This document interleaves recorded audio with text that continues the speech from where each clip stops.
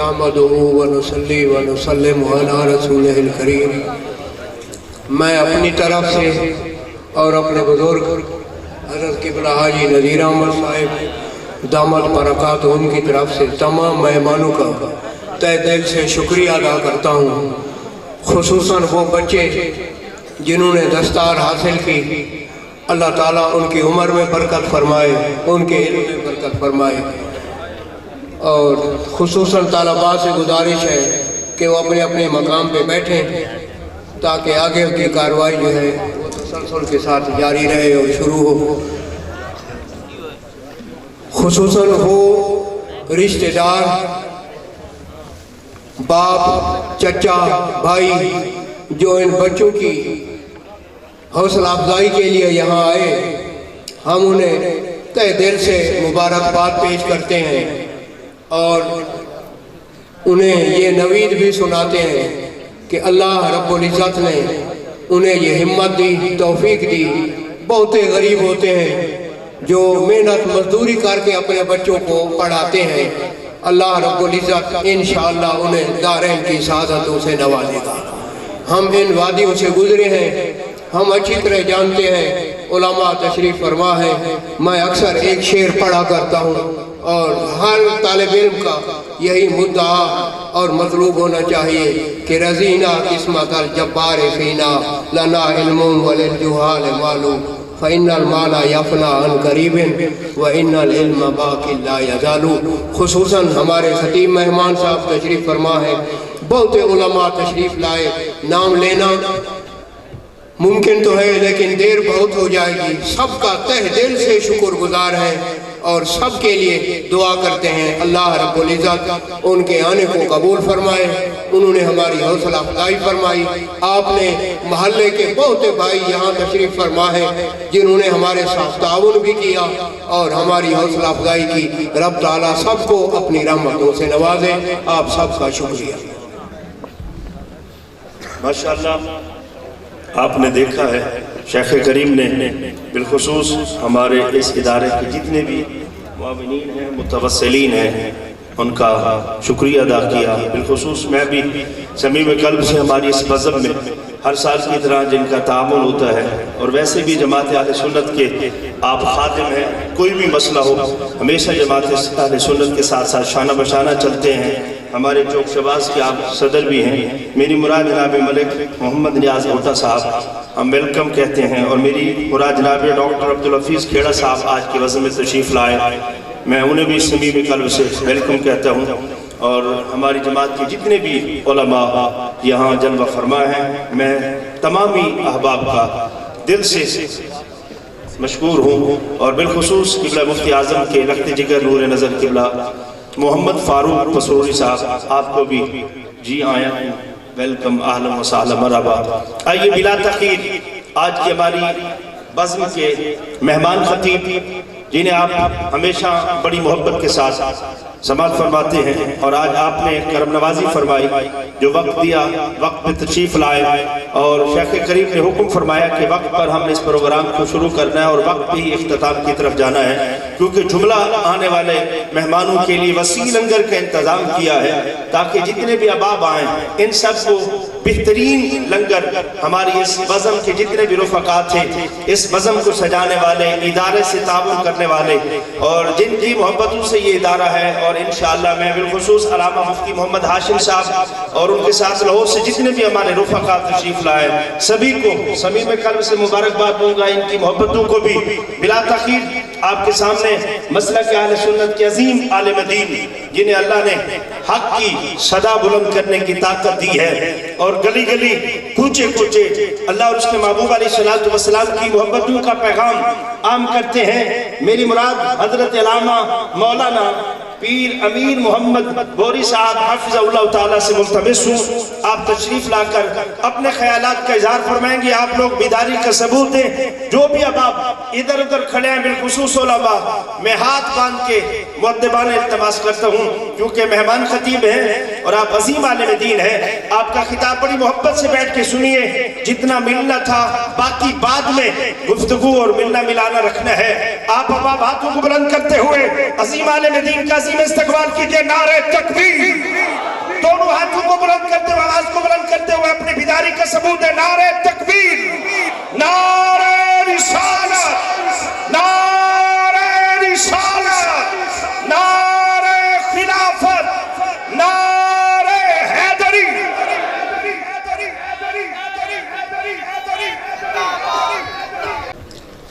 अल्हम्दुलिल्लाह रब्बिल आलमीन, अस्सलातु वस्सलामु अला सय्यिदिल अंबिया वल मुरसलीन व अला आलिहि व अस्हाबिहि अजमाइन। अम्मा बअद फ़अऊज़ु बिल्लाहि मिनश शैतानिर रजीम। बिस्मिल्लाहिर रहमानिर रहीम। क़ाल अल्लाहु तबारक व तआला फ़िल क़ुरआनिल करीम, वअल्लमक मा लम तकुन तअलम व कान फ़ज़्लुल्लाहि अलैका अज़ीमा। सदक़ल्लाहुल अज़ीम। इन्नल्लाह व मलाइकतहु युसल्लूना अलन नबी या अय्युहल्लज़ीना आमनू सल्लू अलैहि व सल्लिमू तस्लीमा। अल्लाहुम्मा सल्लि अला सय्यिदिना व मौलाना मुहम्मद व अला आलि सय्यिदिना व मौलाना मुहम्मद व अला अज़वाज सय्यिदिना व मौलाना मुहम्मद व अला अस्हाबि सय्यिदिना व मौलाना मुहम्मद व बारिक व सल्लिम व सल्लि अलैहि। बावाज़ बुलंद अस्सलातु वस्सलामु अलैका या सय्यदी या रसूलल्लाह व अला आलिका व अस्हाबिका या सय्यदी या हबीबल्लाह। मजमा कसीर है, आवाज़ कम है, बुलंद आवाज़ पढ़िए। अस्सलातु वस्सलामु अलैका या सय्यदी या रहमतल लिल आलमीन व अला आलिका व अस्हाबिका या सय्यदी या खातमन नबिय्यीन। और बुलंद आवाज़ अस्सलातु वस्सलामु अलैका या सय्यदी या नबी या आलिम मा कान व मा यकून व अला आलिका व अस्हाबिका या सय्यदी या नूरल अफ़इदति वल उयून। वाजिबुल एहतराम मोहसिन आले सुन्नत, उस्ताजुल मुदर्रिसीन, शेखुल हदीस व तफसीर, मोहतरम जनाब हाजी नज़ीर अहमद मेहरवी साहिब दामत बरकातुहुल आलिया। वाजिबुल एहतराम फ़ख्रुल मुदर्रिसीन, शेखुल हदीस व तफसीर, उस्ताजुल उलमा हज़रत अल्लामा मोहम्मद अब्दुल रशीद मेहरवी साहिब दामत बरकातुहुल क़ुद्सिया। वाजिबुल एहतराम साहिबजादा वाला शान हज़रत अल्लामा हाफिज़ मोहम्मद उस्मान असरूरी साहिब दामत बरकातुहुल क़ुद्सिया। अज़ीमुश्शान जामिया के अज़ीमुश्शान स्टेज के ज़ेब ज़ीनत मुअज़्ज़ज़ उलमाए ज़ीशान, इस अज़ीम दर्सगाह से इक्तिसाब फैज़ करने वाले खुशनसीब तुलबाए किराम, दूर व नज़दीक से इस महफिल के बाग़ बहार से अपने दिलों को मुनव्वर करने के लिए हाजिर होने वाले बरादरान इस्लाम, अल्लाह ताला वहदहु ला शरीक का लाख लाख फज़ल व एहसान इस अज़ीमुश्शान जामिया गौसिया मेहरिया के सालाना जलसा दस्तार फ़जीलत की तक़रीब सईद में हम सबको हाज़री का मौका नसीब हुआ। अल्लाह ताला हम तमाम की हाज़री अपनी बारगाह इज़्ज़ती में कबूल व मंजूर फरमाए। नौजवानों के लिए ये ज़िंदगी का खूबसूरत तरीन दिन है कि आज इनके सरों पे दस्तार सजाई गई कि मुरव्वजा जो दीनी उलूम का एक सिलेबस है आलिम बनने के लिए, आज इनका वो सिलेबस तकमील को पहुंचा और इनका नाम उलमाए किराम की फ़हरिस्त में शामिल हुआ। अल्लाह ताला इन्हें दीन मतीन की खिदमत की तौफीक नसीब फरमाए और जो कुछ याद किया उससे उम्मत मुस्लिमा को फ़ायदा पहुँचाने का जज्बा नसीब फरमाए। ان کے والدین کے لیے بھی بہت بڑی خوشبختی کا دن ہے۔ ایک باپ کے لیے اور ایک ماں کے لیے اس سے بڑھ کر اعزاز کیا ہے کہ اس کا بیٹا دین کا عالم ہو جائے اور آقا و مولا نبی کریم علیہ السلام اور جملہ انبیاء کرام علیہ السلام کی میراث کا وارث ہو جائے۔ تمام کو مبارکباد پیش کروں گا، اور سب سے بڑھ کر وہ لوگ جو ایسے دینی مدارس کی خدمت کے لیے کوشاں رہتے ہیں اور ہر طرح سے اپنا تعاون علماء اور طلباء کے لیے پیش خدمت رکھتے ہیں، یہ مفت کا ثواب حاصل کرتے ہیں۔ گھر بیٹھے اللہ تعالیٰ انہیں برکتیں عطا کرتا ہے اور اپنے قبر و حشر کی روشنی کا سامان اللہ تعالیٰ انہیں نصیب فرماتا ہے۔ یقیناً یہ وہ خاموش مجاہدین ہیں جو اس دور کے اندر بھی دینی مدارس کے ساتھ اپنا مالی تعاون قائم رکھے ہوئے ہیں، کہ جن کے تعاون سے بچے دینی تعلیم میں آگے بڑھتے ہیں اور اللہ تعالیٰ ان کو دین اور دنیا میں اس کا توسل صدقہ برکتیں نصیب فرماتا ہے۔ اس جامعہ کے تمام معاملین کو اللہ پاک بہت برکتیں اور عزتیں عطا فرمائے۔ اساتذہ کرام اس میدان میں بہت بڑی محنت سے کام لیتے ہیں اور پڑھا ہوا سبق بار بار پڑھانا، بار بار پڑھانا، بار بار پڑھانا اور طلباء کے دل و دماغ کے اندر بات کو بٹھانا، مسئلہ سمجھانا اور ان کے اندر آگہی اور شعور پیدا کرنا ایک انتہائی محنت طلب اور تھکا دینے والا کام ہے۔ تمام کے تمام اساتذہ کرام جنہوں نے ان طلباء کو سجانے میں، نکھارنے میں، سنوارنے میں حصہ لیا، مبارکباد کے مستحق ہیں۔ اللہ تعالیٰ ایسے علماء کا سایہ ہم پر تا دیر قائم اور دائم فرمائے۔ اور میں ان بزرگ علماء، دونوں استاذ المدرسین ہیں، استاذ العلماء ہیں، شیخ الحدیث ہیں، ان مہروی برادران حضرات کو مبارکباد پیش کروں گا۔ اہل سنت و جماعت کے لیے ان کی خدمات کو ہمیشہ یاد رکھا جائے گا۔ اللہ تعالیٰ انہیں نظر بد سے محفوظ فرمائے اور عزت و آبرو میں مزید برکتیں عطا فرمائے۔ سامعین محترم، یہ چند تمہیدی کلمات جو کہ انتہائی ضروری تھے میں نے پیش کیے۔ اب اپنی گفتگو کا آغاز کرنا چاہوں گا۔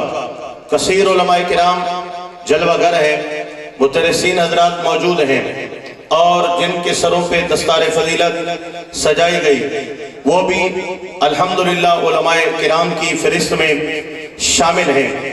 تو اس اسٹیج پر بیٹھ کر کے گفتگو کرنے کا مقصد واعظ نہیں ہے، خطاب نہیں ہے، بلکہ یوں سمجھیے کہ طلباء کی فہرست میں ایک طالب علم اساتذہ کی موجودگی میں اپنا سبق سنا رہا ہے اور سبق میں درد دل پوشیدہ ہے۔ بس اس نقطہ نظر سے میں بات کرنے چلا ہوں، آپ نے سمجھنا ہے، دل دماغ میں بٹھانا ہے۔ اللہ پاک ہمیں ولولہ اور جذبہ نصیب فرمائے۔ علم کی محفل سجی ہے۔ جن جوانوں نے آج درس نظامی کا سلیبس مکمل کیا، الشہادت العالمیہ کے درجے کو مکمل کیا اور دنیاوی طور پہ اب وہ اپنے آپ کو عالم کہلانے کے قابل ہو گئے اور ان کو اتنی سوجھ بوجھ نصیب ہو گئی کہ اپنی سخت اور محنت سے کوئی بھی دینی مسئلہ عربی کتب سے وہ خود ہی دریافت کر سکتے ہیں۔ تو اس حوالے سے علم اور علماء کی محفل ہے اور علم ہی کے حوالے سے ہم چند باتیں آج سماعت کرنے چلے ہیں۔ میرے بھائیوں، یہ بات سنی سنائی ہے، علم ایک دولت ہے اور حقیقت یہ ہے اللہ تعالیٰ کے خزانوں میں علم ایک بہت بڑا انعام ہے اور اللہ پاک جس پر اپنا فضل کرنا چاہتا ہے اس کو علم کی بہتات عطا کرتا ہے اور علم کی کثرت عطا کرتا ہے۔ آئیے قرآن مقدس سے ہم علم کے حوالے سے چند موتی لینے چلے ہیں۔ اللہ تعالیٰ نے اس کائنات کے اندر سب سے پہلے انسانیت میں حضرت آدم علیہ نبینا وعلیہ السلام کو پیدا فرمایا اور پیدا کرنے کے بعد آپ کو جو سب سے پہلی عزت دی، جو سب سے پہلی عزت دی، جو سب سے پہلا تاج عطا فرمایا، قرآن مقدس گواہی دے رہا ہے وَعَلَّمَ آدَمَ الْأَسْمَاءَ كُلَّهَا وَعَلَّمَ، سب سے پہلے اللہ جل شانہ نے حضرت آدم کو علم کی دولت عطا فرمائی ہے۔ دنیا کی تمام چیزوں کے تمام ناموں کا علم اللہ تعالیٰ نے حضرت آدم علیہ السلام کو تعلیم فرمایا۔ یہ قرآن ہے، اللہ تعالیٰ حضرت آدم علیہ السلام کو پیدا کرتا ہے، اور پیدا کرتے ہی پہلے جو بات چیت چلتی رہی، میں وقت بچانے کے لیے اس طرف اور زیادہ تفصیل میں نہیں جا رہا۔ آپ کو اللہ تعالیٰ نے علم عطا کیا، قیامت تک زمین و آسمان کے اندر، جمادات و نباتات کے اندر، جن و انسان کے اندر جو کچھ اللہ تعالیٰ کی جتنی مخلوق ہے، ہر ایک مخلوق کے ہر شے کا نام حضرت آدم علیہ السلام کو رب ذوالجلال نے تعلیم کیا۔ ثم عرضهم علی الملائکہ، جو کچھ حضرت آدم کو اللہ تعالیٰ نے پڑھایا اور علم عطا کیا، اس کا ایک جلوہ ملائکہ کے سامنے رکھ دیا، اور میرے رب ذوالجلال نے فرمایا اے میرے ملائکہ انبئونی باسماء ہؤلاء، آؤ اور بتاؤ یہ کیا ہے، یہ کیا ہے، ان چیزوں کے مجھے نام بتاؤ۔ ملائکہ نے عرض کیا لا علم لنا، ہم نہیں جانتے، الا ما علمتنا، سوائے اس کے جو تو نے ہمیں علم دیا ہے، مولا ہم کچھ نہیں جانتے۔ ملائکہ کھڑے ہیں، جبریل کھڑے ہیں، میکائیل کھڑے ہیں، اسرافیل کھڑے ہیں، اسرائیل کھڑے ہیں، رب ذوالجلال کے اربوں خربوں لا تعداد ملائکہ بارگاہ الہی میں حاضر ہیں۔ میرے اللہ کریم نے وہ علم جو حضرت آدم علیہ السلام کو عطا کیا، اس کا جلوہ، اس کا نظارہ فرشتوں کو کرایا اور سوال فرمایا بتاؤ یہ کیا ہے، یہ کیا ہے، یہ کیا ہے۔ ایک ہی جواب آیا سبحانکا، تو پاک ہے، لا علم لنا، مولا ہم نہیں جانتے۔ رب ذوالجلال نے فرمایا یا آدم، اے پیارے آدم علیہ السلام، انبئہم باسمائہم، آپ آئیں اور ان کو بتائیں یہ کیا ہے، یہ کیا ہے، یہ کیا ہے۔ فلما انبأہم، حضرت آدم علیہ السلام جلوہ گر ہوئے، آپ بولتے گئے، بتاتے گئے، لب کھولتے گئے، دریا بہاتے گئے، ہزاروں لاکھوں کروڑوں فرشتوں کے سامنے اللہ کا بندہ اور ابو البشر حضرت آدم علیہ السلام علم کے دریا بہا رہا ہے۔ اب ملائکہ نے جان لیا آدم کا علم بہت زیادہ ہے، تمام کائنات کے فرشتوں کا علم جمع کیا جائے تو حضرت آدم علیہ السلام کے علم کے برابر نہیں ہو سکتا۔ یہ نص سے ظاہر ہو رہا ہے۔ انہیں سبحان اللہ مٹھا کنے تا چپ سونے بیٹھے ہو، بیڑے روڑ کو لو چپ چنگی ہوں دیئے، دیکھا آگ کہندے ہو، ذرا آنکھو دیکھا، نہیں انہیں کی ذرا تکڑے تھی ہو نا، تکڑے تھی ہو ذرا۔ ماشاءاللہ رب ذوالجلال نے حضرت آدم علیہ السلام کے علم کی فوقیت ثابت کی۔ دوستو یہاں پر میں اپنے موضوع پر رہوں گا، لیکن تھوڑا سا میں آپ کو جو ہے اس حوالے سے توجہ ضرور دلاؤں گا۔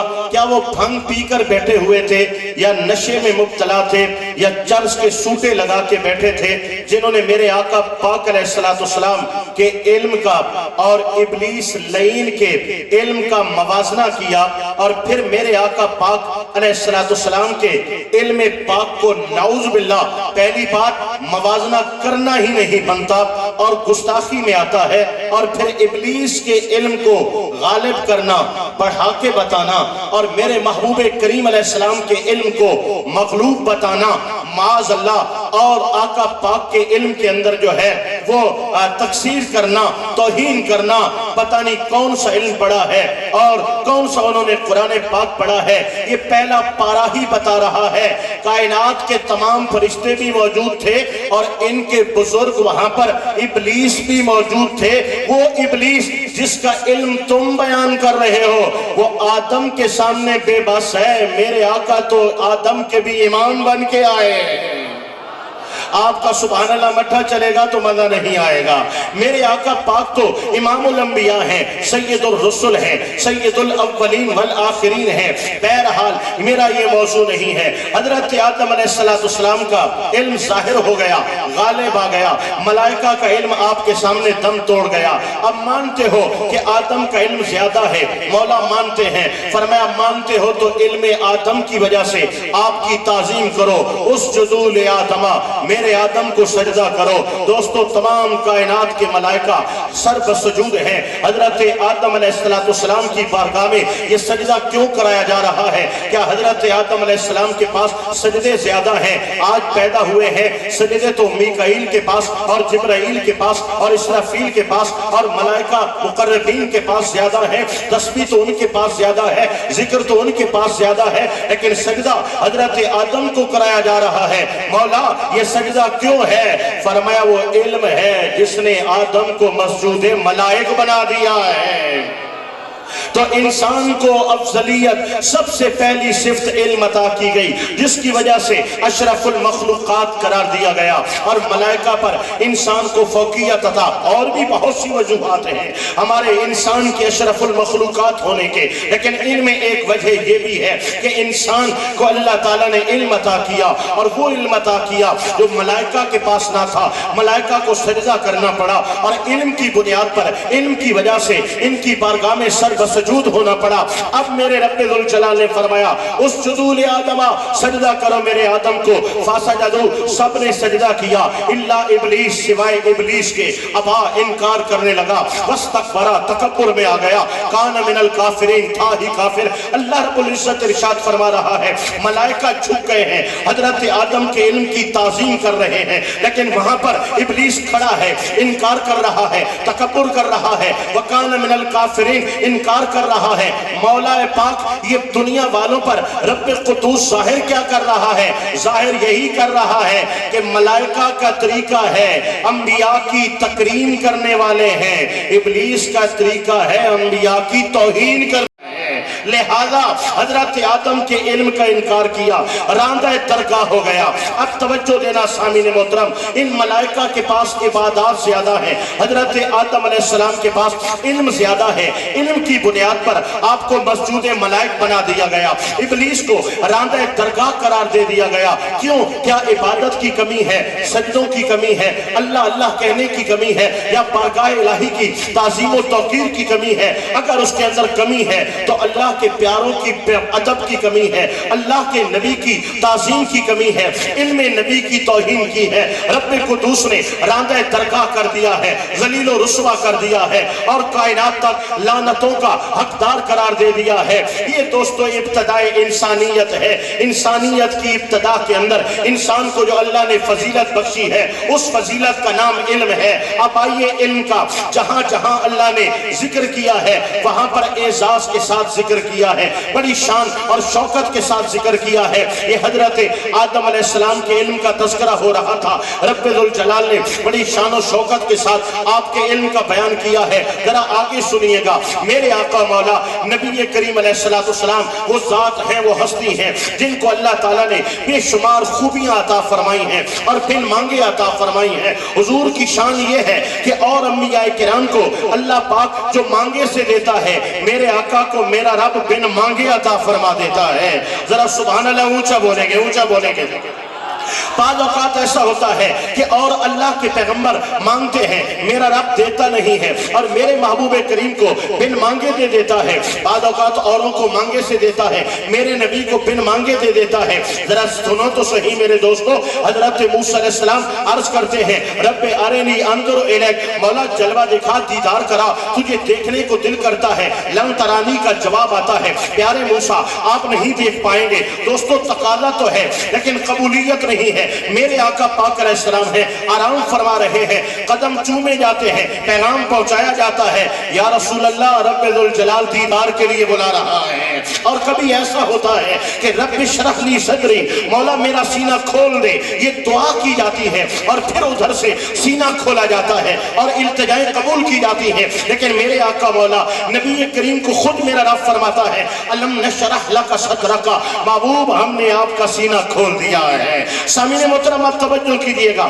میرا معاملہ یہ ہے، میں جو عرض کرنا چاہتا تھا کہ اور انبیاء کرام کو جو مانگے سے دیتا ہے، میرے آقا کو بن مانگے دیتا ہے۔ جب علم کی باری آئی تو میرے حبیب کو فرمایا قل رب زدنی علما، محبوب مجھ سے علم مانگا کر، محبوب رب زدنی علما، عرض کیا کر مولا میرے علم میں اضافہ کر دے، میرے علم میں اضافہ کر دے، میرے علم میں اضافہ کر دے۔ میرا مالک ظاہر کرنا چاہتا ہے علم وہ عظیم دولت ہے کہ جس کے تقاضے اور مانگنے اور سوال کرنے کا اللہ پاک نے میرے محبوب کو خود حکم عطا فرمایا ہے۔ اتنی بڑی دولت ہے کہ کائنات کے محبوب نبی مکرم صلی اللہ علیہ وسلم کو میرا رب حکم دے رہا ہے اور میرے حضور یوں ہاتھ اٹھا کر کے التجائیں کر رہے ہیں، رب زدنی علما، رب زدنی علما، رب زدنی علما، مولا میرا علم بڑھا دے، مولا میرا علم بڑھا دے۔ آپ اس سے اندازہ کر سکتے ہیں ساری کائنات کے محبوب ہیں، حبیب خدا ہے، محبوب مکرم ہے صلی اللہ علیہ وسلم، اور میرا رب تعلیم دے رہا ہے محبوب جب ہاتھ اٹھایا کرو تو مجھ سے علم کی خیرات بھی مانگا کرو۔ اور یہی علم جب اللہ بیان کرتا ہے، میں نے کہا نا علم کو اللہ بڑے اعزاز کے ساتھ بیان کرتا ہے، بڑی عزت کے ساتھ اور شان و شوکت کے ساتھ بیان کرتا ہے۔ جب میرا مالک دیتا ہے تو اعلان فرماتا ہے وَعَلَّمَكَ مَا لَمْ تَكُنْ تَعْلَمْ، میرے محبوب آپ نے مانگا، رب ذوالجلال نے فرمایا وَعَلَّمَكَ مَا لَمْ تَكُنْ تَعْلَمْ، حبیب آپ جو نہیں جانتے تھے رب نے سارا کچھ آپ کو عطا کر دیا ہے۔ آپ جو نہیں جانتے تھے اللہ تعالیٰ نے وہ سارا علم آپ کو عطا کر دیا ہے۔ یہ اللہ پاک میرے محبوب کو مانگنا بھی بتا رہا ہے، مانگنے کا حکم بھی دے رہا ہے، پھر علم پاک عطا بھی کر رہا ہے۔ اور جب اللہ نے علم عطا کیا تو ساتھ کیا بیان فرمایا وَكَانَ فَضْلُ اللَّهِ عَلَيْكَ عَظِيمًا۔ آپ کی توجہ میری طرف ہوگی، ادھر دستار بندیاں چلتی رہیں گی، مبارکیں چلتی رہیں گی، یوں تو خطاب نہیں ہوتا نا۔ اگر کان پہ ہاتھ رکھ کے مجھے دوڑے مائیے دینے ہوتے مجھے کوئی پرابلم نہیں تھا کہ محفل میں کھچ مچی رہے۔ میں نے بات سمجھانی ہے تو یوں تھوڑی سمجھ آئے گی کہ یہاں پر میلہ لگا رہے اور آپ ادھر دیکھتے رہے اور میں آپ کے ساتھ دماغ کھپاتا رہوں، ایسے تو نہیں ہوتا نا۔ کوئی تو ان میں سیانہ بندہ ہوگا جو ان کو بٹھا دے گا کہ بھائی جان ابھی محفل پڑی ہے، بعد میں آپ سلام دعا کر لینا۔ کوئی تو سیانہ بندہ ہوگا جو ان کو سمجھا دے گا۔ آپ توجہ کریں اور اونچا بولے سبحان اللہ، بولے بولے بولے۔ اور ابھی مجھے مانگنا پڑ رہا ہے، اگر مائک سے ایک چنگا تکڑا نعرہ آ جائے تو پھر انشاءاللہ ماحول بن جائے گا۔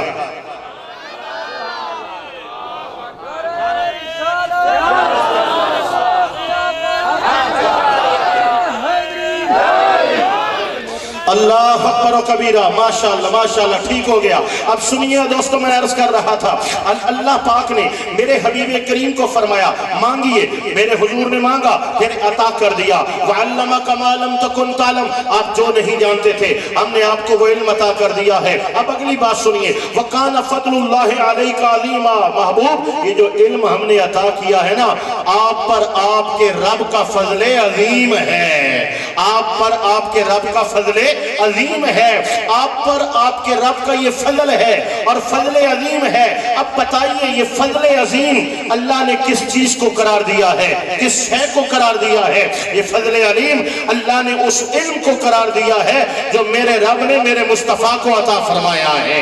اللہ اکبر و کبیرہ، حضور کو بھی جب اللہ علم دیتا ہے تو اعزاز کے طور پہ ذکر کرتا ہے کہ محبوب مکرم صلی اللہ علیہ وسلم آپ کو جو ہم نے علم عطا کیا ہے آپ کے رب کا بہت بڑا فضل آپ کو عطا ہوا ہے۔ اب آگے سنیے گا اللہ پاک کس طرح اس علم کا حسن بیان کر رہا ہے۔ کما ارسلنا فیکم رسولا، میں یہاں پہ زیادہ دیر آپ کو کھپاؤں گا نہیں، تنگ نہیں کروں گا، اپنے اب گفتگو کو آسانی کی طرف لے کے جاؤں گا، ذرا توجہ کیجئے گا۔ کما ارسلنا فیکم رسولا، لوگو ہم نے تمہارے اندر رسول بھیجا، منکم جو تم ہی میں سے ہے، بڑی توجہ دینا، یتلو علیکم آیاتنا، میرا نبی تم پر ہماری آیات تلاوت کرتا ہے، میرا حبیب تمہیں قرآن کی آیات سناتا ہے، میرے محبوب کریم علیہ السلام تمہیں قرآن سکھاتے ہیں، تمہیں قرآن سناتے ہیں، تمہیں قرآن پڑھاتے ہیں۔ اللہ اکبر و کبیرہ، یتلو علیکم آیاتنا، میرا نبی تم پر اللہ کے قرآن کی تلاوت کرتا ہے، وَيُزَكِّيكُمْ، میرا نبی تمہارے دلوں کو پاک کرتا ہے، وَيُعَلِّمُكُمُ الْكِتَابَ الکتاب والحکمہ، میرا نبی تمہیں کتاب کی تعلیم دیتا ہے، حکمت کی باتیں سکھاتا ہے، وَيُعَلِّمُكُمُ الْكِتَابَ، یہ کتاب سناتا بھی ہے، کتاب سکھاتا بھی ہے۔ کتاب سنانا کیا ہے؟ الرحمن علم القرآن، یہ قرآن سنانا ہے۔ یاسین والقرآن الحکیم، یہ قرآن سنانا ہے۔ قرآن سکھانا کیا ہے؟ اس میں حکمتیں کیا ہے؟ قرآن کے اصول کیا ہے؟ قرآن جو سے تقاضا کیا کر رہا ہے؟ قرآنی آیات کی تشریحات کیا ہے؟ حلال کیا ہے؟ حرام کیا ہے؟ اوامر کیا ہے؟ نواہی کیا ہے؟ یہ تمام کی تمام باتیں عقائد و نظریات سے لے کر حلت و حرمت تک اور معیشت سے لے کر معاشرت تک سب کچھ جو قرآن میں بیان ہوا ہے، میرے محبوب تمہیں قولن بھی سکھاتے ہیں، فعلن بھی سکھاتے ہیں۔ وَيُعَلِّمُكُمُ الْكِتَابَ وَالْحِکْمَةَ، میرے نبی تمہیں حکمت کی باتیں بھی سکھاتے ہیں۔ بڑی توجہ دینا دوستو، حضور کو اللہ نے جو علم عطا کیا ہے، اس آیت میں میرا اللہ بیان کر رہا ہے، ہم نے جو محمد پاک کو سکھایا ہے، میرے محمد مصطفیٰ علیہ تحیت و سلام وہ ساری امت کو سکھا رہے ہیں۔ آپ کا سبحان اللہ تکڑا نہیں ہو رہا، تکڑا نہیں ہو رہا۔ میرے حبیب کریم علیہ السلام کو جو علم عطا کیا ہے، اب یہاں پر تھوڑی سی آپ اپنے دماغ اور سوچ کو حاضر رکھنا۔ وَيُعَلِّمُكُمُ الْكِتَابَ وَالْحِکْمَةَ، تمہیں کتاب کی تعلیم دیتے ہیں، تمہیں حکمت کی تعلیم دیتے ہیں، تمہیں نماز کے ڈھنگ بھی سکھاتے ہیں، نماز کے مسائل بھی بتاتے ہیں، انداز اور طریقے بھی بتاتے ہیں، تمہیں ارکان اسلام کے طریقے سلیقے بھی بتاتے ہیں، مسائل حلت و حرمت بھی بیان فرماتے ہیں۔ میرے حبیب کریم علیہ السلام تمہیں عقائد کی باتیں بھی بتاتے ہیں، الوہیت اور اللہ تعالیٰ کی شانیں اور اللہ پاک کی صفات سے آگاہ بھی کرتے ہیں۔ میرے حبیب کریم یہ سارے معاملات سکھاتے ہیں۔ والحکمہ، تم نے دنیا میں کیسے رہنا ہے، تمہاری معاشرت کیسے ہونی چاہیے، تمہاری دنیا میں اخلاق کیسے ہونا چاہیے، کردار کیسا ہونا چاہیے، انداز کیسے ہونے چاہیے، تمہاری سلطنت کیسی ہونی چاہیے، تمہاری وزارت کیسے ہونی چاہیے، تمہاری امارت کیسے ہونی چاہیے، تم ایک خامد ہو تو تمہیں کیسا ہونا چاہیے، تم ایک عورت ہو تو تمہیں کیسا ہونا چاہیے، تم ایک بیٹے ہو تو تمہیں کیسا ہونا چاہیے، باپ ہو تو کیسے ہونے چاہیے، بھائی ہو تو کیسے، کس انداز میں جہاں جہاں ہو تمہیں کیسا ہونا چاہیے، یہ حکمت ہے۔ وَيُعَلِّمُكُمُ الْكِتَابَ وَالْحِکْمَةَ، میرے نبی تمہیں ظاہری باتیں بھی سکھاتے ہیں، باطنی باتیں بھی سکھاتے ہیں، دین کے اصول و قواعد و ضوابط بھی سکھاتے ہیں، اور معاشرے میں اخلاق کیا ہے، ادب کیا ہے، تعظیم کیا ہے، میرے محبوب یہ بھی سکھاتے ہیں۔ وَيُعَلِّمُكُم مَّا لَمْ تَكُونُوا تَعْلَمُونَ، جو کچھ تم نہیں جانتے تھے میرے نبی تمہیں وہ بھی سکھاتے ہیں۔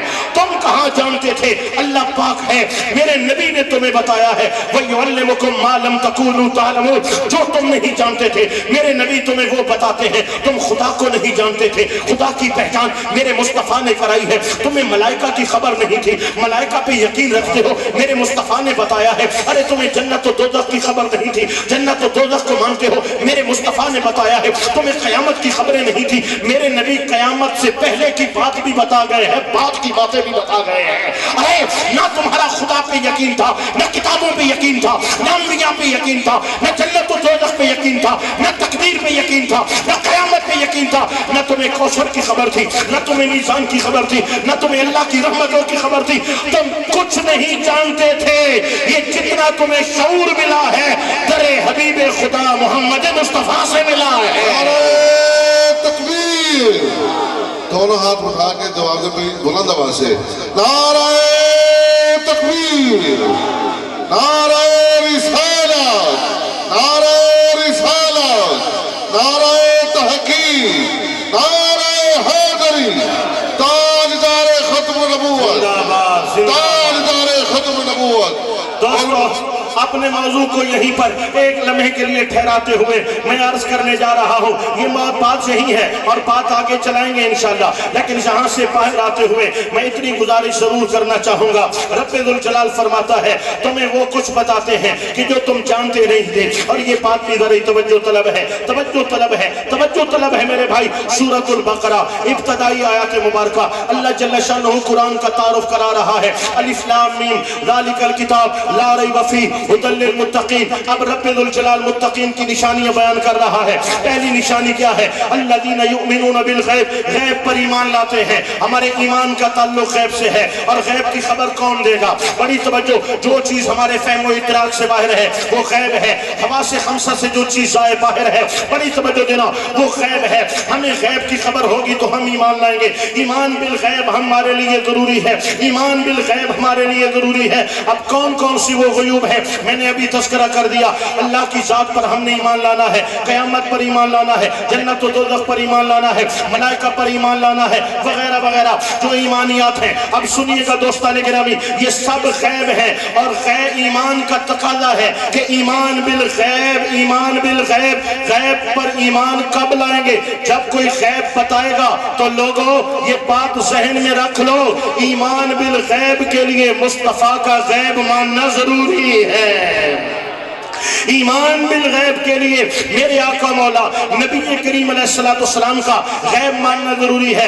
اگر کوئی کہتا ہے نبی کو غیب کی خبر نہیں ہے تو اللہ کی ذات پر ایمان کیسے لائے ہو؟ ملائکہ کو کیسے مانتے ہو؟ جنت اور دوزخ کی امیدیں کیسے، جنت کے حصول اور جہنم سے بچنے کی امیدیں کیسے لگاتے ہو؟ قیامت پر یقین و اعتماد کیسے رکھتے ہو؟ اور کوثر کی آس کیسے لگائے بیٹھے ہو؟ بہرحال میں پھر واپس پلٹ رہا ہوں، اگر کوئی میرے آقا مولا نبی کریم کے غیب پر ایمان نہیں رکھتا، وہ ایمان بالغیب کیسے رکھ پاتا ہے اور ایمان کی شرائط پوری کیسے کر پائے گا؟ اللہ اکبر و کبیرہ۔ میرے رب ذوالجلال نے فرمایا، او لوگو میرے نبی پاک تمہیں کتاب سکھاتے ہیں، تمہیں حکمت سکھاتے ہیں، میرے نبی کریم علیہ السلام معلم کائنات ہے۔ میرے آقا مولا تاجدار کونین علیہ السلام کے اس علم پاک کا تذکرہ اللہ نے بڑے شان اور شوکت کے ساتھ اپنے مقدس کلام کے اندر فرمایا ہے۔ اب آئیے دوستو میں اپنی بات کو آگے لیے چلتا ہوں۔ اللہ اکبر و کبیرہ، تاجدار کونین صلی اللہ علیہ وسلم کو میرے اللہ کریم نے دین متین عطا فرمایا ہے، اور یہ علم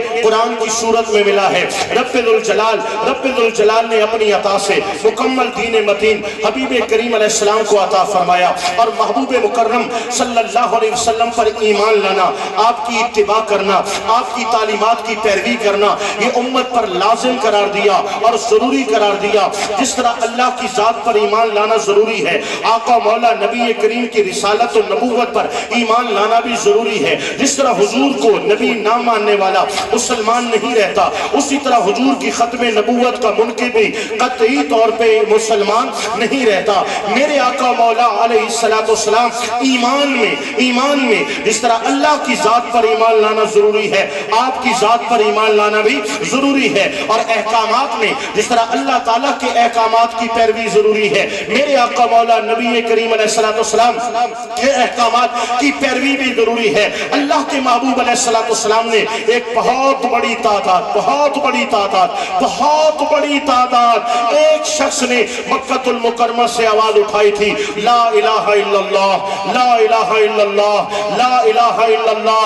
دوستو اس آواز کو قبول کرنے والوں کو پتھر بھی مارے جاتے تھے، ان کو صحراؤں میں بھی لٹایا جاتا تھا، ان کی چھاتیوں پہ گرم پتھر بھی رکھے جاتے تھے، ان کو ریگزاروں میں بھی لٹایا جاتا تھا، ان کو دہکتے انگاروں پہ بھی لٹایا جاتا تھا۔ جور و جفا کی آندیاں چلتی ہیں، لیکن دوستو قربان جائیں ان ہستیوں پر، قربان جائیں میرے آقا پاک علیہ السلام کے ان جانثاروں پر۔ وہ سولیوں پہ لٹکتے تھے لیکن یا رسول اللہ کے نعرے لگایا کرتے تھے، وہ صحراؤں میں لیٹے ہوتے تھے، گرم ریت انہیں جلاتی تھی لیکن محمد کے نعرے لگایا کرتے تھے۔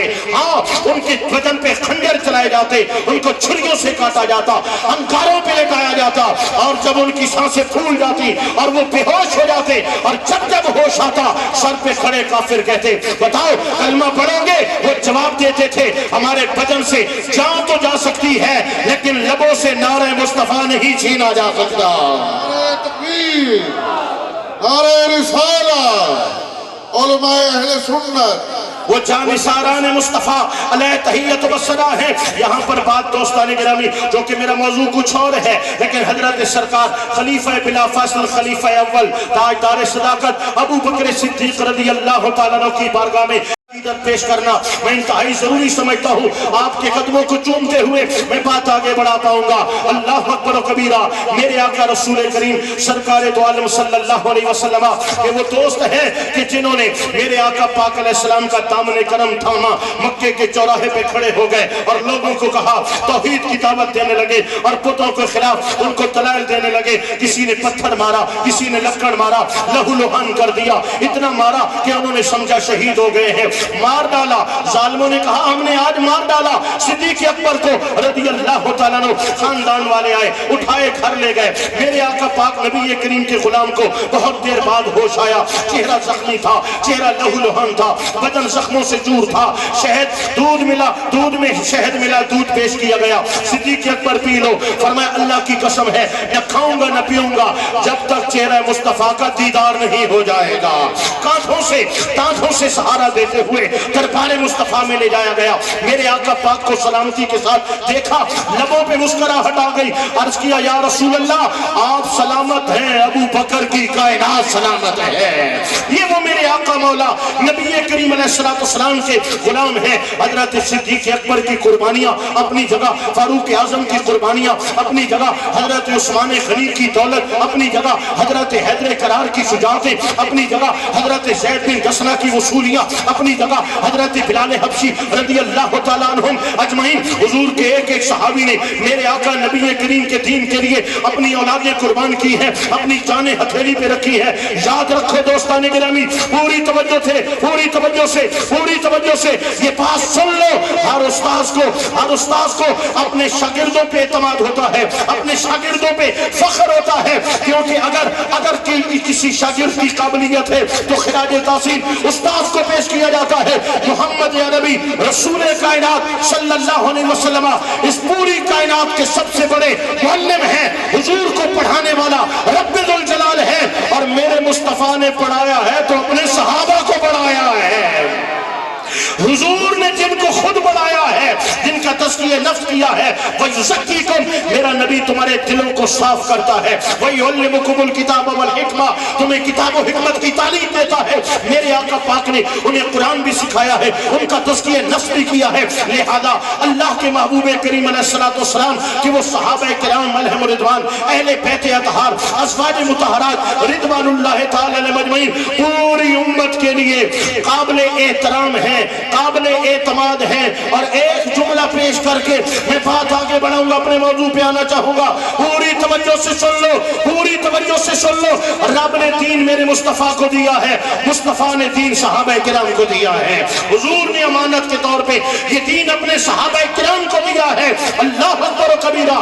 اگر صحابہ پہ اعتماد نہیں ہے تو پھر حدیث پہ اعتماد کیسے کرو گے؟ صحابہ پہ اعتماد نہیں ہے تو قرآن کی تعلیمات پہ اعتماد کیسے کرو گے؟ یہ قرآن لکھا ہوا نہیں آیا ہے, یہ تخلیوں پہ لکھا ہوا نہیں آیا ہے, یہ کتابی شکل میں نہیں آیا ہے, یہ آیت ہو کر آیا ہے. کبھی چند آیات, کبھی زیادہ آیات, کبھی ایک سورت, کبھی آدھی سورت. میرے آقا پاک پر قرآن نازل ہوتا ہے. حضور صحابہ کرام کو امانت کے طور پہ دے دیتے ہیں, کوئی لکھ لیتے ہیں, کوئی یاد کر لیتے ہیں. دور صدیق اکبر رضی اللہ تعالیٰ عنہ میں یہ اہتمام کیا گیا. مسجد نبوی کے اندر حضرت زید بن ثابت رضی اللہ تعالیٰ عنہ کی نگرانی میں قرآن مقدس کو جمع کیا گیا. جو حافظ تھے وہ بھی آتے ہیں, جن کے پاس لکھا ہوا ہے کاتبین تھے وہ بھی آتے ہیں. ہر ایک جو بھی آیات سنائی جاتی ہے اس کو ان صورتوں کے ساتھ منسلک کیا جاتا ہے, اس پر شہادتیں لی جاتی ہیں. اور اس طرح محنت و مشقت سے وہ قرآن پاک جو سینوں میں پڑھا تھا, وہ قرآن پاک جو چند آیات کی صورت میں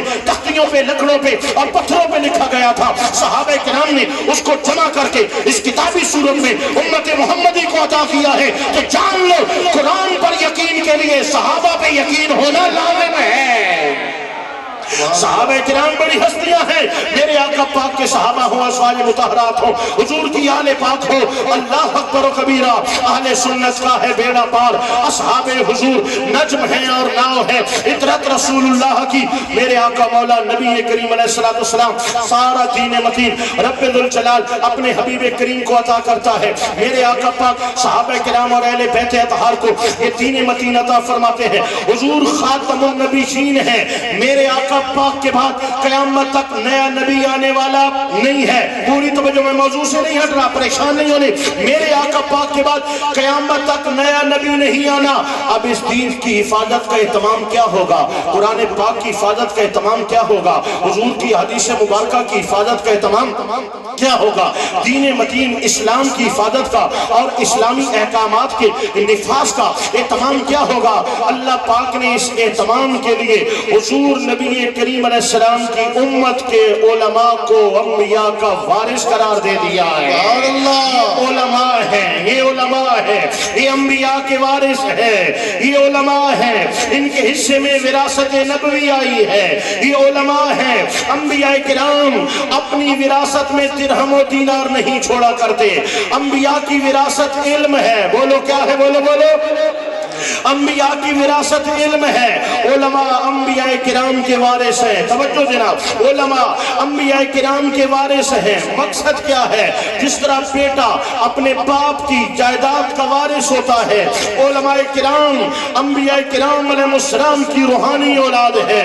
اور انبیاء کی وراثت علم دین ہے، اور علماء اس علم کے وارث ہیں. لہذا یہ مشقتوں سے گزرتے ہیں، اذیتوں سے گزرتے ہیں، زمانے کی تند و تیز ہواؤں سے ٹکرا جاتے ہیں، اور زمانے کے جابر اور ظالم حکمرانوں کے سامنے یہ سینہ تان کے کھڑے ہو جاتے ہیں. لیکن رسول اللہ صلی اللہ علیہ وسلم کے دین کی خدمت کرنا یہ نہیں چھوڑا کرتے.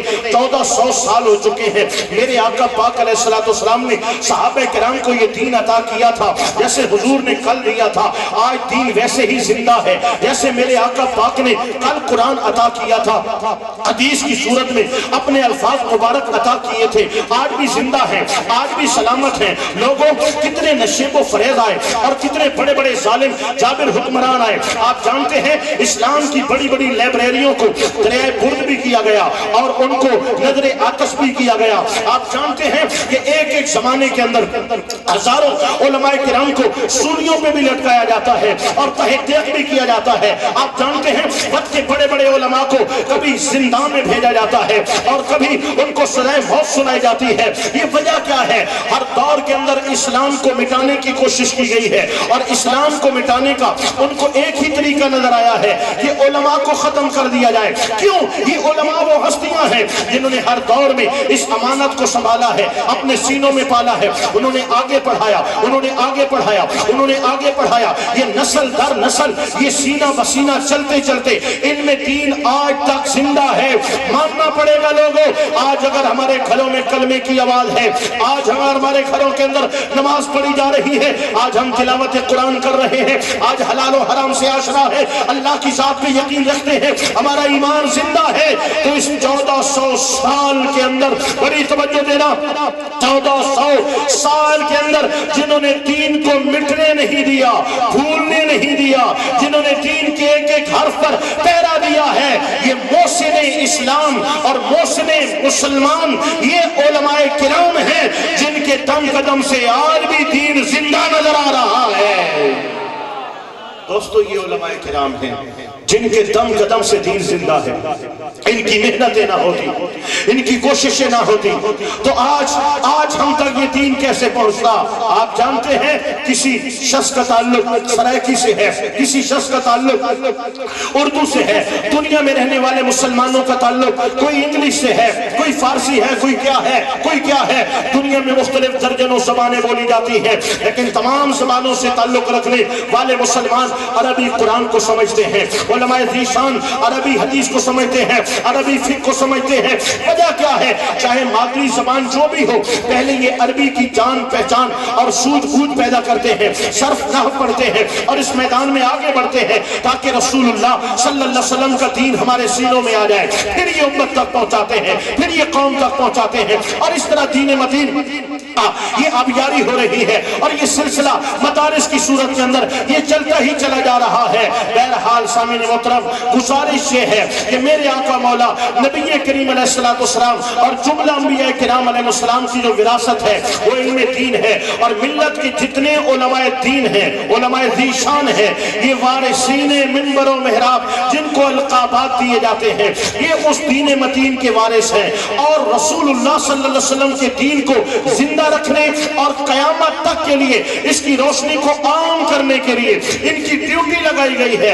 اور ہر عالم اپنی قوت و بساط کے مطابق اپنے اپنے تئیں یہ کام کر رہا ہے اور کوششیں کر رہا ہے، اور اسی دین متین کو زندہ رکھنے کے لیے ہر دور میں آزمائشوں سے گزرنا پڑتا ہے. دوستو اس حوالے سے ایک گزارش کروں گا اور پھر آگے بڑھ جاؤں گا، لیکن سبحان اللہ تو اونچا کھوچا اور یار اونچا کہہ دو نا سبحان اللہ، اللہ اکبر و کبیرہ۔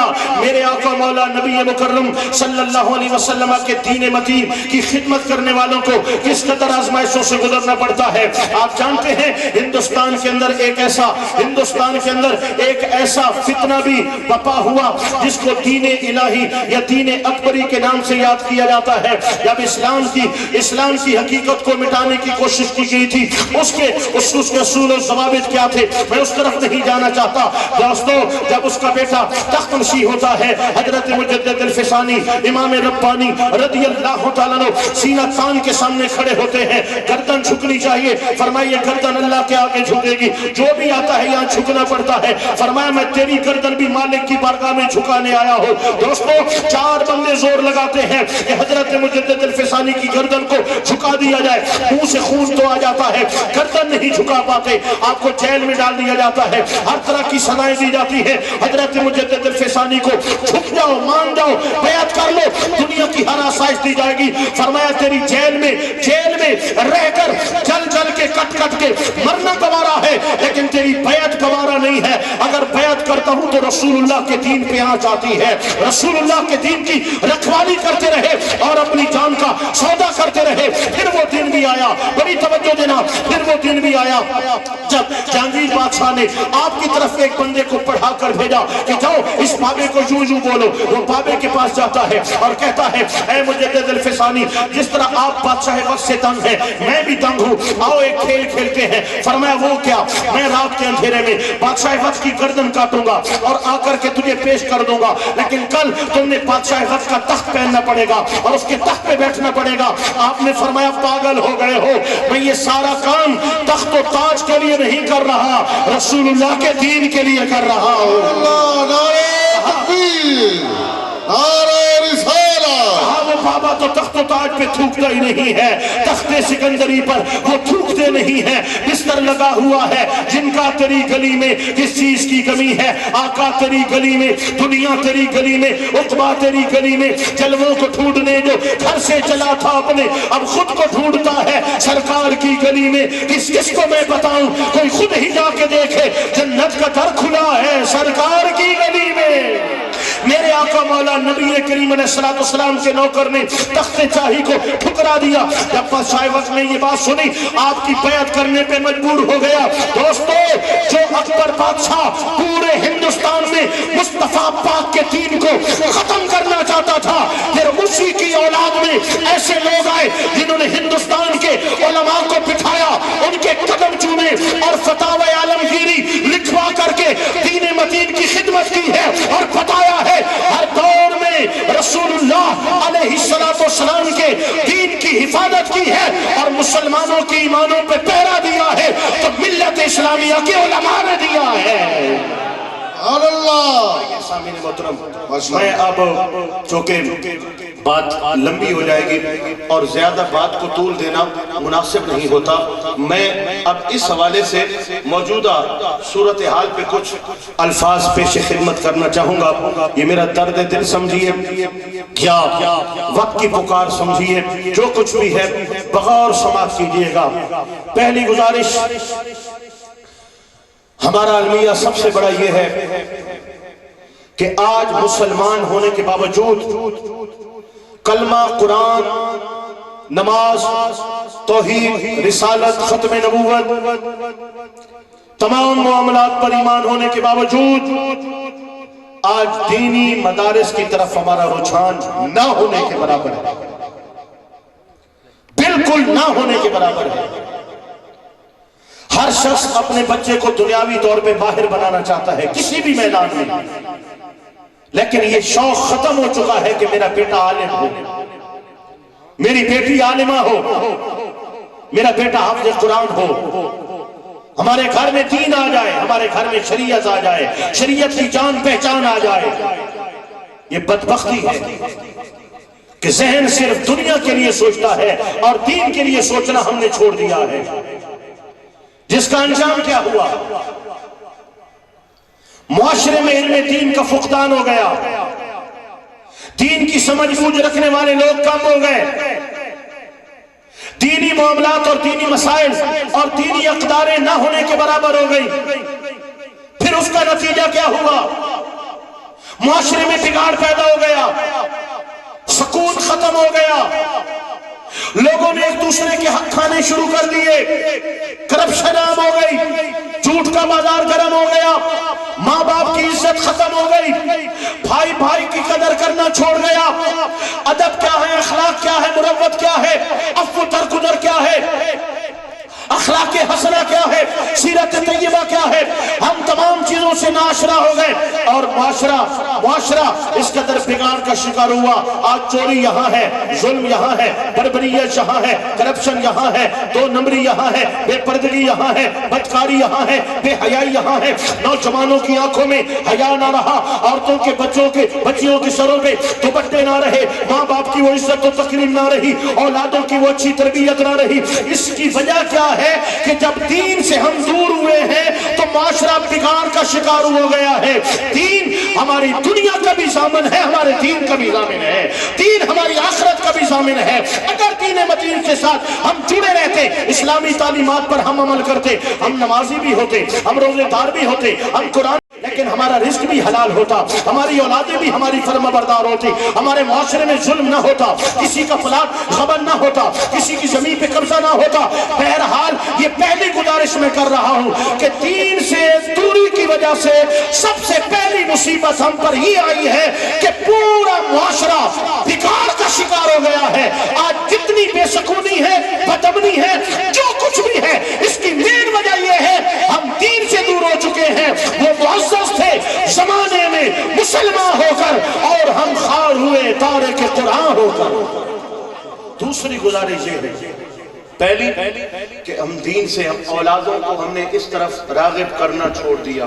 میرے بھائیوں، میں آپ سے گزارش کروں گا، یہ دنیا فانی ہے، ہر چیز یہیں چھوڑ کے چلے جاؤ گے. خدا کے لیے اللہ نے اولاد کی نعمت دی ہے تو اس کو دیندار بناؤ، اس کو علم دین سکھاؤ، کسی بھی دینی درسگاہ کے ساتھ اہل سنت و جماعت سے وابستہ، اس کو وابستہ کرو. اس میں آپ کے گھر میں چین، سکون، امن، پیار، محبت بھی نصیب ہوگا، اور آپ کی قبر کے لیے نور بھی پیدا ہوگا. آج جن بچوں کے سروں پہ دستار فضیلت سجائی گئی ہے، وہ ماں خوش نصیب ہے، وہ باپ خوش نصیب ہے، وہ استاد خوش نصیب ہے. جو لوگ اس معاملے میں ان کے ساتھ تعاون کر رہے ہیں خوش نصیب ہے کہ تم پڑھانے والوں، محنت کرنے والوں دنیا سے چلے جاؤ گے، تم قبر میں رہو گے. یہ جہاں پہ قرآن پڑھیں گے، نور تیری قبر کو بھی منور کرتا رہے گا. یہ بہت بڑا اصحال ثواب کا ایک صدقہ جاریہ ہے. اب دوسری گزارش میں کرنے جا رہا ہوں، وہ یہ ہے میرے بھائیوں کہ دین متین، دینی مدارس.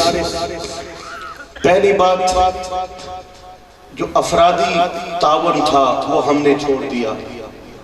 اس کے بعد جو مالی تعاون تھا وہ بھی ہم نے مدارس دینیہ کے ساتھ چھوڑ دیا ہے، اور نہ ہونے کے برابر ہے.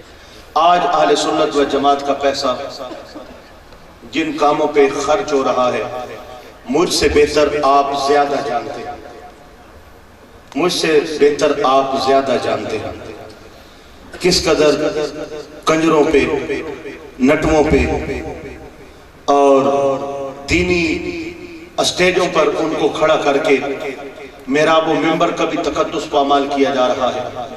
اہل سنت و جماعت کے عقائد و نظریات کے بھی پرخچے اڑائے جا رہے ہیں، اور اہل سنت و جماعت کی دولت کو بھی فضول میں ضائع کیا جا رہا ہے، بلکہ اہل سنت کی مخالفت میں استعمال کیا جا رہا ہے. یہ سوچ ہماری کب بنے گی؟ اس سوچ ہماری کب بنے گی کہ ایک رات کی محفل نعت کے اندر جو آپ 10 لاکھ روپیہ خرچ کرتے ہیں، اس سے 6 مہینے ایک اچھا مدرسہ، اس کا لنگر، اساتذہ کی تنخواہوں کا نظام چل سکتا ہے. اساتذہ کی تنخواہوں کے ہمیں معاملہ مسائل ہیں، بچوں کے لنگر کے لیے ہمیں معاملات ہیں، کہیں لکڑ کا مسئلہ ہے، کہیں راشن کا مسئلہ ہے، کہیں بجلی کے بل کا مسئلہ ہے. مدارس دینیہ طرح طرح کے مسائل کا شکار ہے. لیکن جو آج مذہبی مجرے ہو رہے ہیں، ادھر اتنا پیسہ ہے کہ ایک کمیٹی مذہبی مجرا کراتے ہیں.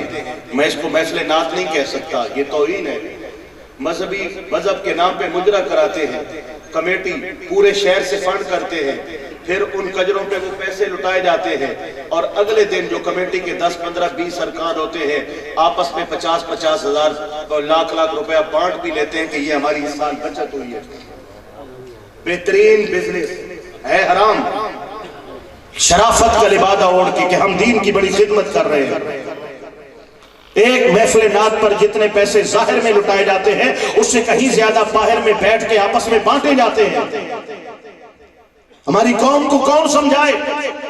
عالم کی بات سننے کے لیے، علماء کے پاس بیٹھنے کے لیے ان کے پاس وقت نہیں ہے، لیکن پوری رات مجرے میں بیٹھنا اور پھر جناب ان پر نوٹوں کی برسات کرنا. دوستو، داڑھی منڈا ہے، اسٹیج پہ کھڑا ہے، یہ اسٹیج کی توہین ہے، نعت مصطفیٰ کی توہین ہے. ہم کیا کر رہے ہیں؟ اللہ اکبر و کبیرہ. بہرحال یہ ایک علیحدہ موضوع ہے، ابھی آتے ہیں اس پہ بات کرتے ہیں. تو گزارش یہ ہے میرے بھائیوں کہ اپنے اندر شعور پیدا کرو، شعور پیدا کرو.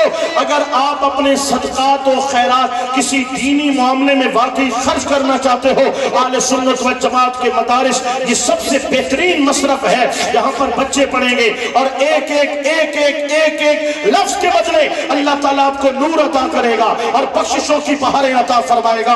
اب کچھ گزارشات میں اپنے علماء دین کے لیے، جن طلباء نے آج دستار فضیلت سجائی ہے، میں ان سے بھی آگاہ ہوں اور ان حضرات سے بھی میں گزارش کر رہا ہوں جنہوں نے کسی بھی مسجد کی ذمہ داری کو سنبھال رکھا ہے. میں ہر اس شخص سے آگاہ ہوں دوستان گرامی، اگرچہ بہت چھوٹے قد کاٹ کا مالک ہوں، لیکن یہ بڑی بات میں اس لیے کر رہا ہوں شاید کہ کسی دل میں اتر جائے میری بات. یہ میرے قد کاٹ کے مطابق بات نہیں ہے. چھوٹا منہ بڑی بات کہتے ہیں نا، چھوٹا منہ بڑی بات. میں بات وہ کرنے جا رہا ہوں لیکن یہ میرا درد دل ہے، یہ بیان کرنا انتہائی ضروری ہے. آپ ایک مرتبہ ذرا چنگا تکڑا کر کے سبحان اللہ بولیں، تکڑا کر کے ایک تکڑا نعرہ سنائیں، تکڑا نعرہ سنائیں. نعرہ تکبیر. یہ تکڑا ہے، تکڑا نعرہ لگاؤ. نعرہ تکبیر، نعرہ رسالت، نعرہ تحقیق، نعرہ حیدری، تاجدار ختم نبوت. زندہ باد. لبیک لبیک یا رسول اللہ، لبیک لبیک لبیک یا رسول اللہ، لبیک لبیک یا رسول اللہ. سامعین محترم، اگر کوئی شخص کہیں پر امامت فرما رہے ہیں، جن طلباء نے آج دستاریں سنبھالی ہیں اور اسناد پکڑی ہے، یا جو شخص جہاں پر بھی کسی دینی ماحول میں اپنا نظام چلا رہا ہے، یہ اللہ تعالیٰ کی دین ہوتی ہے. کچھ لوگ زیادہ ذہین ہوتے ہیں، وہ قابل مدرس بن جاتے ہیں. یہ اللہ تعالیٰ کی دین ہوتی ہے، جن کو اللہ تعالیٰ قلم کا ملکہ عطا کرتا ہے، بہترین مصنف ثابت ہوتے ہیں. اور میری خوشبختی ہے کہ دائیں بائیں جو احباب، جو حضرات تشریف فرما ہیں، اللہ تعالیٰ نے ان کو علم بھی عطا کیا ہے، ان کو فن تدریس بھی عطا کیا ہے، اور ان کو فن تصنیف بھی عطا کیا ہے. اور اہل سنت والجماعت کا یہ مان ہے، اور اہل سنت والجماعت کا یہ حضرات فخر ہے. اللہ تعالیٰ ان کے عزت و ایمان و صحت و عافیت و عمر میں مزید برکتیں عطا فرمائے اور حاسدین کی حسد سے انہیں محفوظ فرمائے. ذرا آمین اچھا کر کے کھوچا. اب میں گزارش کر رہا ہوں کہ کچھ کو اللہ تعالیٰ توفیق دیتا ہے، بہترین مدرس بن جاتے ہیں، کچھ بہترین مصنف بن جاتے ہیں، کچھ بہترین مقرر بن جاتے ہیں، کچھ بہترین قاری بن جاتے ہیں، وغیرہ وغیرہ. یہ مختلف قسم کے شعبے ہیں جن کی میں بات کر رہا ہوں. کچھ کو فقہ میں کمال مل جاتا ہے اور فن فتویٰ نویسی کے اندر جو ہے وہ ماہر ہو جاتے ہیں. کچھ صرف میں نام کما لیتے ہیں، کچھ نحو میں، کچھ منطق میں نام کما لیتے ہیں، کچھ فلسفہ میں نام کما لیتے ہیں. بہرحال یہ اپنے اپنے میدان ہے. لیکن دوستو ایک سوچ ہوتی ہے. جن لوگوں کو اللہ نے بڑی سوچ عطا کی ہے وہ کہتے ہیں میں نے کام پوری دنیا میں کرنا ہے. جن کو اللہ تعالیٰ نے ان سے محدود سوچ دی ہے وہ کہتے ہیں میں نے اپنے پورے ملک میں کام کرنا ہے. جس کی سوچ اور محدود ہے وہ کہتا ہے میں نے اپنے صوبے میں کام کرنا ہے. سوچ محدود ہو گئی تو بات ضلع تک رہ جاتی ہے، سوچ اور محدود ہو جائے تو بات رہ جاتی ہے اپنے محلے تک. بات کہاں تک رہ جاتی ہے؟ محلے تک رہ جاتی ہے۔ اب دوستان گرامی عرض کرنے کا مقصد کیا ہے کہ جو جہاں پر بیٹھا ہے اس نے اگر دین پڑھا ہے تو دین پڑھنے کے بعد اس پر ایک ذمہ داری ہے کہ ہم نے اب دین کا کام کرنا ہے، ہم نے لوگوں میں دینی شعور بیدار کرنا ہے، لوگوں کو ہم نے دین کی افہام و تفہیم سے آگاہ اور آشنا کرنا ہے، لوگوں کو ہم نے مذہبی آگہی اور شعور سے آشنا کرنا ہے۔ یہ پھر ایک لگن ہوتی ہے، ایک چاہت ہوتی ہے، اور بندہ جہاں بھی بیٹھتا ہے وہ اپنا کام کرتا چلا جاتا ہے۔ اب ہماری سستیاں یہ ہے دوستو، ایک امام مسجد نے یہی سمجھا کہ میں نے 5 وقت کی نماز پڑھانی ہے، پھر سائیکل پہ انڈی ولانی ہے اور کہیں جا کر ٹیوشن پڑھانی ہے، اور پھر اذان کے بعد اسی وقت آنا ہے جب نماز کا وقت ہونا ہے، بس اتنی میری ذمہ داری ہے۔ اگر ایک خطیب ہے تو اس نے صبح جمعے کو 4 جو ہے وہ خواب کسی سے کہیں سے کہانی اٹھائی، کہیں پر بیڑی کو ترایا جا رہا ہے اور کہیں پر جناب والا مچھلی کو پھنسایا جا رہا ہے، 4 واقعات پڑھے اور جمعے پہ بیٹھ گیا کہ میں نے جمعے کے 20 منٹ آدھا گھنٹہ یہ ٹائم پاس کرنا ہے۔ اس نے یہ سمجھا کہ میں نے جمعے کا آدھا گھنٹہ پاس کرنا ہے، اوکے سوکے ٹائم پاس ہو جائے۔ امام مسجد نے سمجھا میں نے 5 نمازیں پڑھانی ہے، بس میرا ٹائم پاس ہو جائے۔ جو دوستان گرامی جن کو فن خطابت میں ملکہ ملا انہوں نے کہا میں نے محفلیں پڑھنی ہے، محفل میں کچھ سٹیج بن جائے، کچھ نقدی میرے ہاتھ آ جائے اور لوگوں کی واہ واہ ہو جائے، یہ نیا دوڑا ملا ہے، یہ نیا ٹپا ملا ہے، یہ نئی کہانی ملی ہے، یہ نیا نقطہ ملا ہے، یہ نقطوں کی تلاش میں جو ہے واہ واہ کرانے کے لیے، یعنی اصل سوچ کیا ہونی چاہیے، مطمع نظر کیا ہونا چاہیے۔ اگر کہیں پر امام مسجد بیٹھا ہے اس پر ذمہ داری ہے پورے محلے کے عقائد کا تحفظ، اس کی ذمہ داری ہے پورے محلے کے افراد ان کے عقائد حق اہل سنت و جماعت باور کرانا، ان کے عقیدے کو پختہ کرنا اور ان کے دل و دماغ میں پیدا ہونے والے شکوک و شبہات کو دور کرنا،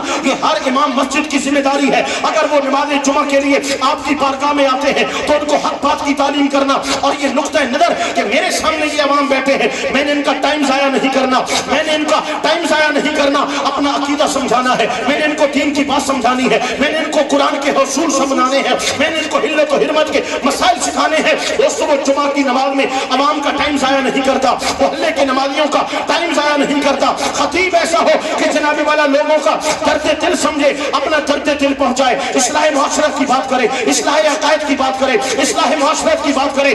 آج وجہ کیا ہے کہ لوگ دور کیوں ہو گئے، مساجد سے دور کیوں ہو گئے، علماء سے دور کیوں ہو گئے؟ علماء کرام نے دوستان گرامی اپنا وہ کردار پختہ نہیں رکھا، اپنے کردار کا وہ معیار نہیں رکھا، اپنا وہ ماٹو بھول چکے ہیں، اپنا وہ نظریہ بھول چکے ہیں۔ میرے بھائیوں اگر آپ ایک مسجد میں بیٹھے ہو ان کے عقائد و نظریات کا تحفظ آپ کی ذمہ داری ہے، آپ نہیں کریں گے تو کوئی اور آئے گا اور اچک کے لے جائے گا اور اس کے ایمان کا جنازہ نکل جائے گا۔ ذمہ دار آپ ہیں، اگر آپ اپنے خطابات کو پختہ نہیں بنائیں گے دوسرے لوگوں کو سنیں گے اور اچک کے لے جائیں گے اور ان کے ایمان کی بربادی کے ذمہ دار آپ ہیں۔ اگر آپ کا کردار درست نہیں ہوگا، آپ کی گفتگو اچھی نہیں ہوگی، آپ کا میل جول اچھا نہیں ہوگا، آپ کا کردار اچھا نہیں ہوگا، آپ کے کردار میں اپالی پن ہوگا، آپ کی گفتار سنجیدہ نہیں ہوگی، آپ کی باتیں وپاریوں جیسی ہوگی، بازاری زبان استعمال کریں گے، لوگ آپ سے دور ہوں گے۔ جو دین سے عالم سے دور ہو جاتا ہے وہ دین سے دور ہو جاتا ہے، جو ایک عالم دین سے پہچان ہو جاتا ہے وہ دین سے پہچان ہو جاتا ہے، اور دین سے جو پہچان ہوتا ہے نتیجہ اس کے ایمان کی تباہی اور بربادی کا نکلتا ہے۔ ہماری تو حق بنتا تھا دوستو کہ آج درد دل کو سمجھتے اپنی مساجد میں اپنی محافل میں ہم لوگوں کے اعمال و عقائد و اصلاح کرتے اور ان کے عقیدے کا تحفظ کرتے۔ آج جانتے ہو ہمارے ساتھ کیا ہو رہا ہے؟ الحاد اپنے پورے زور و شور کے ساتھ آج سوشل میڈیا پہ سرکردہ ہیں۔ ہماری نوجوان نسل جو انٹرنیٹ کی پیداوار ہے آپ سے ڈرتے ہیں، آپ کو بتاتے نہیں ہیں، آپ کے بچے اور بچیاں آپ سے بچے ہیں، آپ کو بتاتے نہیں ہیں، حالانکہ ان ملحدوں نے ان کو دین سے بیدار کر دیا ہے، ان کو دین سے دور کر دیا ہے۔ آج وقت تھا کہ اپنے دین مدین کا پرچار کرنے کے لیے علماء ملت اسلامیہ میدان عمل میں رہتے اور ہر جگہ اپنا کردار ادا کرتے۔ آج خارجیت اپنے پورے زوروں پر ہے، رافضیت اپنے پورے زوروں پر ہے، آج قادیانیت اپنے پورے زوروں پر ہے۔ رات کے اندھیروں میں ختم نبوت کے آئین میں رد و بدل کر دیا جاتا ہے۔ یہ کیا ہو رہا ہے دوستو؟ ملک پاکستان جو کلمے کی بنیاد پہ اسلام کے نام پر ملک حاصل کیا گیا تھا اس کے اندر آج ختم نبوت کے بل کے اندر کبھی ترمیم کر دی جاتی ہے، کبھی مسئلہ حل کر دیا جاتا ہے، کبھی ناموس رسالت کے آئین کو بدلنے की बातें होती हैं, कभी मुस्तफा पाक अलैहिस्सलाम के नौकरों को सूलियों पे चढ़ा दिया जाता है, कभी रात के अंधेरों में गुस्ताखों को गैर मुल्की वीज़े देकर प्रोटोकॉल के साथ यहाँ से रवाना कर दिया जाता है, कभी आका पाक अलैहिस्सलाम के खत्म नबूवत के तहफ़्फ़ुज़ करने वालों को जेल और कैदोबंद की सोबतों से गुजरना पड़ता है। आज जानते हो मेरे मुस्तफा पाक अलैहिस्सलाम की ज़ात तो बहुत बड़ी ज़ात है। मेरे आका नबी पाक अलैहिस्सलाम सहाबा किराम और अहले बैत अतहार की हस्तियां महफूज नहीं है। लोगों की ज़बानें इतनी लंबी हो चुकी हैं, बरसरे मेहराब और मिंबर मेरे आका पाक के यार खान हजरत सिद्दीक़ अकबर रज़ियल्लाहु तआला अन्हु की कई बार गुस्ताखियां हो चुकी हैं। शान फारूक आज़म भी बेअदबियां की जाती है, शान उस्मान ज़ुन्नूरैन अम्मा आयशा सिद्दीक़ा रज़ियल्लाहु तआला अन्हा को बकवास किए जाते हैं। मेरे आका पाक अलैहिस्सलाम की आल अहले बैत अतहार की गुस्ताखियां, अहानतें और बेअदबियां की जाती हैं। जानते हो अमेरिका अपना पैसा लुटा रहा है कि इनको जिल्लत और खारी के बंधन में बांध दो। नजद सऊदिया अपना पैसा लुटा रहा है कि इनके ईमान और अकायद को छीन लो इनसे, और कातियानी अपना पैसा लुटा रहे हैं कि इनके ईमान छीन लो और इनको खोखला कर दो, और ईरान अपना पैसा बहा रहा है कि इनके ईमानों से खेलो, इनको गुस्ताखाने सहाबा बना लो, इनको नबी पाक अलैहिस्सलाम के सहाबा किराम से दूर कर दो, अफ़ज़लियत सिद्दीक़ अकबर से दूर कर दो। हुब्बे अहले बैत के नाम पर, मोहब्बत अहले बैत के नाम पर इनके सीनों में बुग़्ज़े सहाबा पैदा करो। लोगों कौम हमारे नौजवान, हमारी कौम इस वक्त इस कैफियत और कशमकश से गुजर रही है कि हर तरफ से इस्लाम की मुखालिफ साजिशें पूरे जोर के साथ ईमान और अकायदो नजरियात अहले सुन्नत पर हमलावर है। और ये बात मैं पावर कराता जाऊं, मेरी बात तवज्जो से सुनना, ये बात मैं बराबर कराता जाऊं। अगर के गैर मुस्लिमों को खारजियों से कोई डर नहीं है, खारजियत जिसकी पनाहगाह सऊदिया है, जिसकी पनाहगाह सऊदिया है, वो अंग्रेज के तलवे चाट रहा है, उसको उससे कोई चिंता नहीं है, उसको उससे कोई डर नहीं है। इस्लाम दुश्मन ताकतों को, राफियत जो नबी पाक के सहाबा के गुस्ताख हैं, उनसे कोई डर नहीं है। अगर अहले बातिल को आज डर है तो या रसूल अल्लाह कहने वाले अहले सुन्नत से हैं। वजह क्या है? वजह क्या है? हमसे वो क्यों डरते हैं?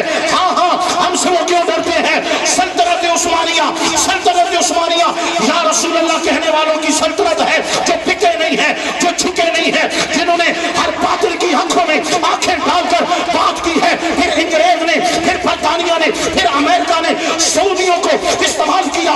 ये सऊद असल में यहूद है, उनको इस्तेमाल करते हुए सल्तनत उस्मानिया को इन्होंने तोड़ा है, मुसलमानों के पास किया है, इत्तेहाद मुसलमानों का इन्होंने पारा किया है। आप तवज्जो करो, इन्होंने फिर से कहा, हिंदुस्तान की धरती पर भी इन्होंने या रसूल अल्लाह वालों को खरीदने की कोशिश की है। इन्होंने पूरी दुनिया में मुसलमान बोली लगाई है। तवज्जो देना, गूगल सर्च कर लो कि बड़े सईद पाको हिंद पर यूके बरतानिया वालों ने किस मदरसे और किस मौलवी को खरीदने की कोशिश की थी। ये भी लिखा है किसको कितने में खरीदा था, ये भी लिखा है कितनों को खरीदा था, ये भी लिखा है। खुदा की कसम पूरी फरिश्त उठाकर देखोगे, जिसको खरीदा है एक नाम भी अहमद रजा के गुलामों का नहीं है।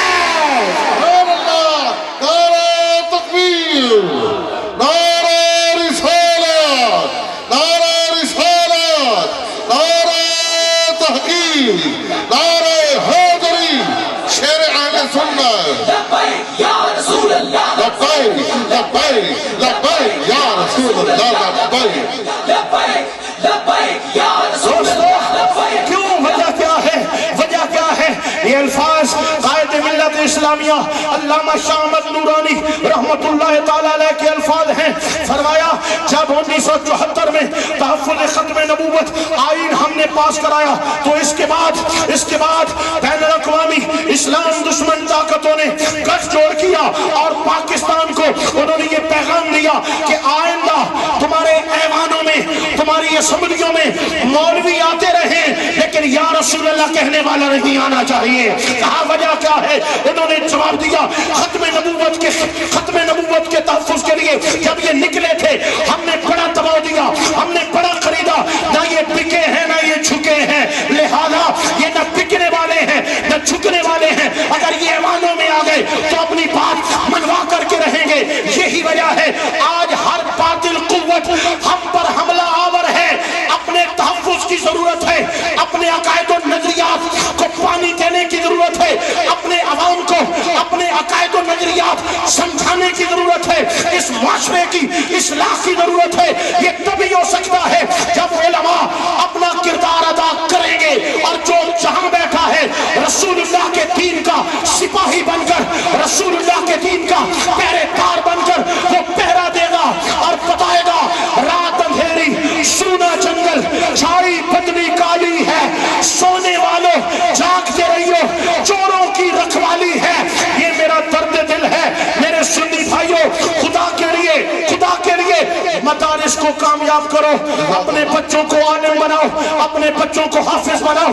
दीनी मदारिस के साथ अपना माली अफरादी जानी माली ताउन कायम और दायम रखो, जारी और सारी रखो। इसी में हमारी फलाह है, इसी में हमारी बका है।